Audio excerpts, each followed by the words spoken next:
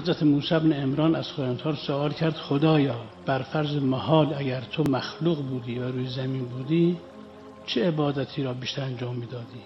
تورات میخوندی یا نماز میخوندی یا روزه میگرفتی؟ چه میکردی؟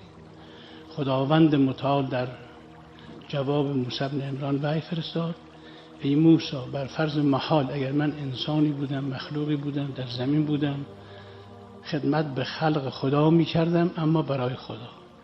موسی فهمید که بیشترین عبادت ها که محبوب خاطر مقدس از حق متعال است خدمت به خلق است. این بدون معنا نیست که ما عبادت های تکلیفیه را رها کنیم. اون بزرگواری گفته عبادت به جز خدمت خلق نیست، به تسبیح و سجاده و درق نیست. درست نگفته.